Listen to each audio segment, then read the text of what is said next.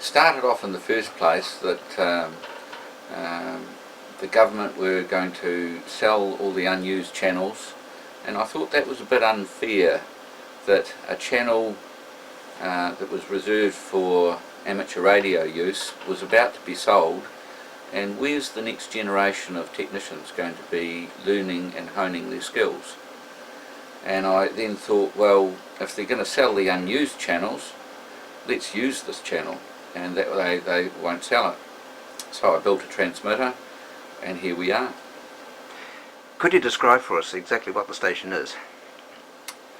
The station is basically ham radio with pictures, and ham radio enthusiasts will go out, make movies, or have friends make movies.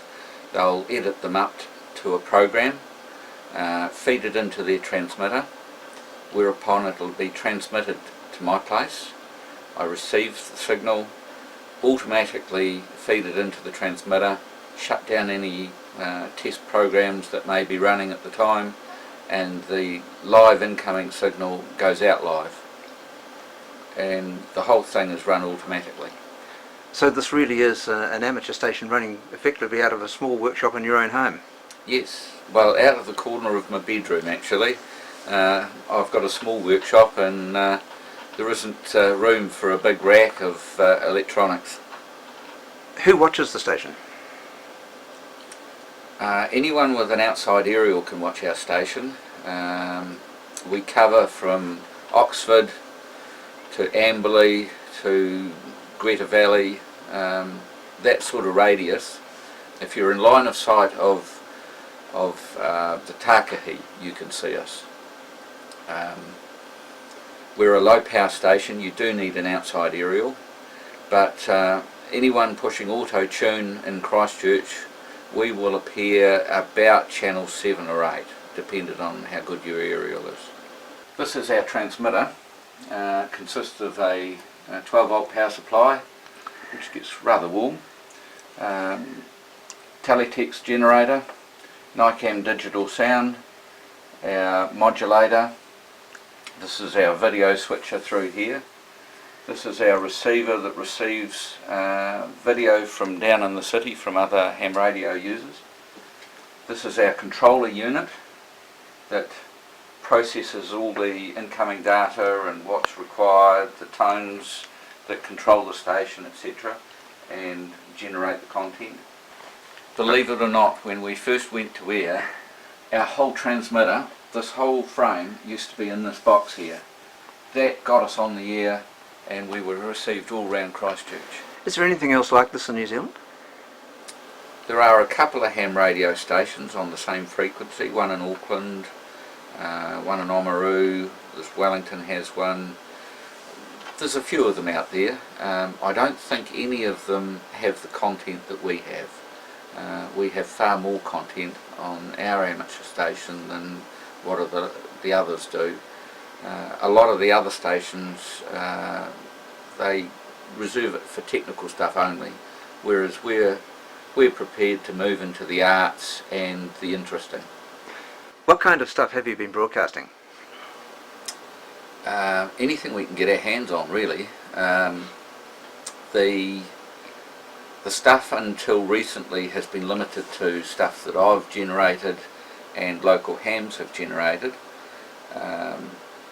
Because we haven't had enough content, I have opened it up and have been transmitting a lot of TED lectures. Now, TED lectures are 20-minute lectures on any topic, and the aim of TED, which stands for Technology, Education and Development, their aim is to educate the world, and I'm helping by putting their lectures out there.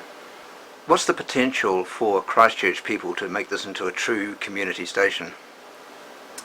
Oh, the potential's huge, because I am open to any input from any direction. Obviously it's got to be family content, technical or non-technical, I don't care. I'm open to anyone with a message that wants to get it out there. So yes, this is true community TV. What's the future for the station when the digital changeover takes place? That's a very big problem. When you look at mainstream TV, you would see digital TV as being perfect. No flaws, it's got to be the best thing since sliced bread. But when you actually look at the big picture, a lot of the local stations, the likes of CTV, are going to go by because there hasn't been room allotted to them. Although we have a channel now, at this stage we don't appear to be getting a channel in the digital rollout, which I think is a bit of a shame, because what's going to happen is TV is being hijacked by the corporates, and the local TV is going to be no longer unless people stand up and fight this.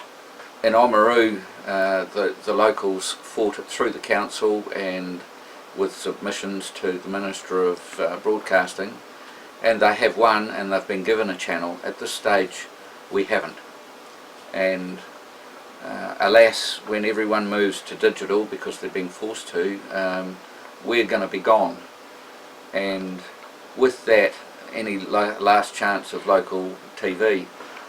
I see CTV have moved from being a 24-hour station to a few hours piggybacked onto the back of another station, and a lot of people will be thinking, oh, that's because of the tragic events of the earthquake in Christchurch. But no, it's more than that. It's the fact that there isn't the space, or so they say. The government is selling these channels to cell phone